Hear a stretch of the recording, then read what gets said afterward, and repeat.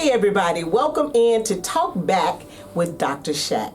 I'm Eileen Collier, and here's the man behind the pulpit, the pastor, the Reverend Dr. Shack. Hello everybody. Now this show is designed for you to learn a little bit more about him. So if you have any questions, please drop them in the comments.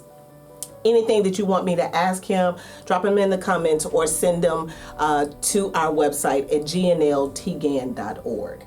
All right, let's get into it. Let's do it. All right, we got a question here that came in from someone. So they wanted me to ask you, we're going to be reading the book Purpose Driven Life real soon. Mm-hmm. What does this book mean to you personally, and what do you hope that it will provide to your members? Good question. So what we're trying to do, God has led us to go back. We've taught this book some time ago, a few years ago. But what we're trying to do is push people toward their purpose so that we're not living on the thoughts, the dreams, and the expectations of other people. Mm-hmm. Sometimes in our lives when we don't know who God called us to be and what it is that God has called us to do, we start living on the opinions of other people. And we start to imitate the lives of others as to moving toward what our God-given purpose in life is. And understanding that those purposes in life are often dual purposes, that they change within seasons, within different points and times of our lives, different ages in our lives, and so forth and so on. But if we ever discover who we are in the eyes of God, then we no longer have to counsel with man as to who we are. And so that's the purpose, to hope and pray that as it has done for me personally, that it would do the same thing for the disciples of our church and our followers, that they would understand who they are in God. That's exciting, because a lot of people really don't know what their purpose is. And I hear a lot of people saying, like, what am I supposed to be doing? Right. And what is my purpose? So that's going to be good. Yeah, most people, growing up in traditional Baptist church, where if someone was eloquent in their speaking, they were meant to be a preacher. If someone could sing, they were meant to be in the choir. If someone could smile, they were meant to be an usher, and so on and so on. And you start listening to people putting you into places only to get in that place and find no kind of inner fulfillment and so on and so on. And then you discover maybe this is not where I should be working. Where is it that God would have me to work? And oftentimes that's in the least expected place, because God has a plan for us that we ourselves are yet to discover. Yeah. And that's the purpose of us getting in this book, to really become who we are. All right, so this is going to be good. Yeah. All right. Here's another question that was sent in. You recently said in a sermon to name your seed. As a sower, can you provide some examples? Sure.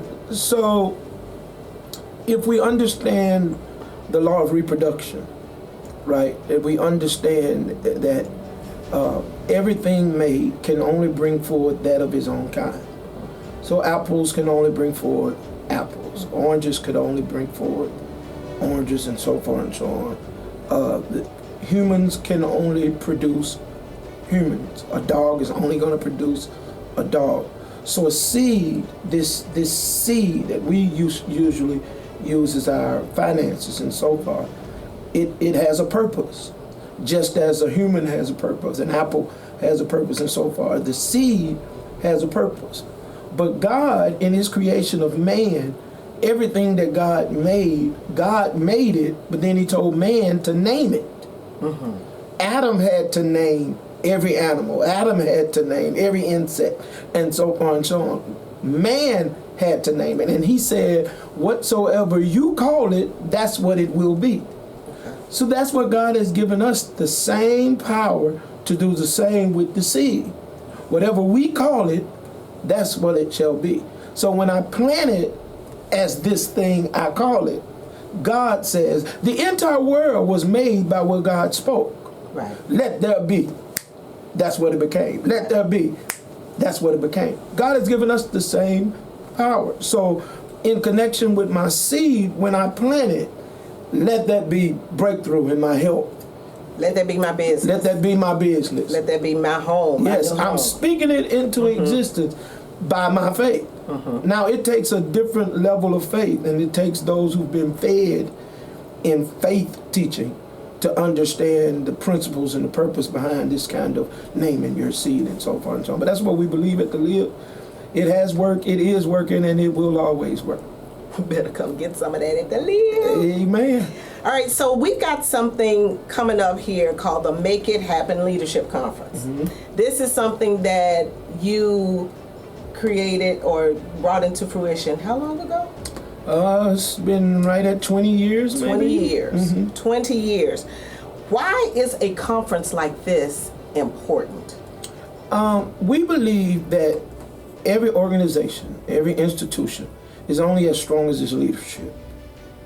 And the church is one of the entities in the world who I'm not certain if we spend enough time training our leaders. Every Fortune 500 company, every major organization that you know of, they spend millions on top of millions of dollars training their leaders. We say, whosoever will, let him come. And then we point them in a direction and say, go for it. No, we owe God more than that. And so God placed in my heart, gave me a burning desire to make sure that we not only put people in places where they could succeed, but also give them the proper training that they need to be the best version of themselves as leaders. And I think when you do that, it takes pressure off the pastor, because you got people in places that are prepared, that have been taught. You've sown into them so that they might be able to sow into others, and now the church can function heading toward what God intended. Because I've been to almost all of them. Yeah. So this is a conference unlike anything that you would expect a church conference to be. But we go out of town all the time. Yeah. Why do we go out of town all the time? Great question. Because a couple of reasons. One is we as a people tend to work all of our lives and never treat ourselves to anything. So when God had me to do this years ago, I wanted to expose my church to places that they have never been exposed to. So we normally always go near the beach somewhere. We've been all over. We've been to places that they've never heard of and so on and so on. But to expose them, to teach them how to treat themselves better. That's why the conference itself is 8 in the morning to 12, 1 o'clock, and then they have the rest of the day to do whatever they like to help them to be able to enjoy life a little bit. But also, we take it out of town so that we can get away from the hustle and bustle of our regular routine of life, and to teach people the importance of investing in what you believe in. You believe in God, you believe in the leadership that God has placed within you, well, invest in that. Let's see if you put your money where your mouth is. So you don't pay for the conference itself, you paying for your hotel and so on and so on, but you're eating every day, but you're investing into something you say you believe in. We owe God more than just lip service. And so this is a way of getting the disciples and the leaders of our church to invest in what they say they believe in. And God has richly blessed us for it. And it's open to anybody. It is. Outside of the Live. And what we get all the time is people telling us as to how the conference not only blessed them in their positions in church, but in their personal businesses, in their workplaces, and in their homes, and so forth and so on. Because leadership is leadership everywhere. Absolutely, absolutely. So this is, and it's real good, so I'm excited about the new one coming out. I am too. All right, that's all we're going to ask you today.